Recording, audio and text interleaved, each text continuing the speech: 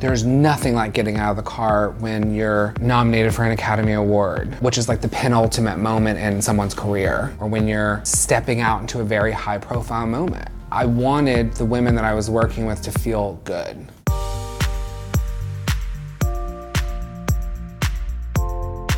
Michelle Obama, that was probably one of the most defining moments in my life, because I came to build my career in the time of that administration where it was very hopeful. So to have built an American company, making American clothes, dressing the First Lady, I was like, this is the American dream. I sold my car and I moved to New York and I moved into a closet, and I got an internship with a woman named Deborah Afshani, and she hired me full-time 7 days later. And I was on my last bag of quarters, so thank God she did that. And then I started working with Nicola Formichetti, who was just starting with Gaga at that time. And so I assisted for many, many years, and I did not go to school for making clothes, but I do think that styling was a master's education for me.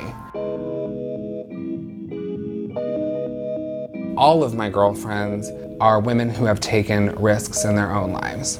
Not one of them said, this is a bad idea. Gaga, my best friends from home, every person said, okay, well, thank you so much for showing up to the party that we were waiting for you to show up to.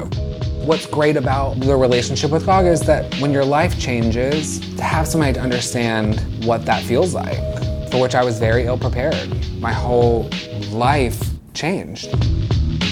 The Met Gala happened, the CFDA happened, the TV show came on. You would not be here if you didn't have it in yourself to do this. It literally blindsided me.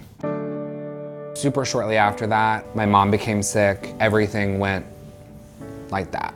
I love being able to make women feel good. And the fact that the most important woman in my life felt very bad was very hard for me to take. And I was angry at everybody. And I think the show looked like it, but I'm proud of that show. It was very black and white. It was very structural, very clean. I believe that that show in February, the clothes have never been better made. If I can find a silver lining, other than the fact that my mom is getting better, is it was the first show in my life that they never talked about the girls twirling and the party. They talked about the construction of the clothes, which had eluded me. Right, so then the bracelets. I think that clothes are a way to attack the day. I've always been really, really drawn to women, to people throughout history that have used clothes as a way to be remembered. You put on that skirt, you put on that hat, you put on that jacket, and the world remembers that image of you. That's really what the clothes have the power to do. To be able to give that to someone is joy.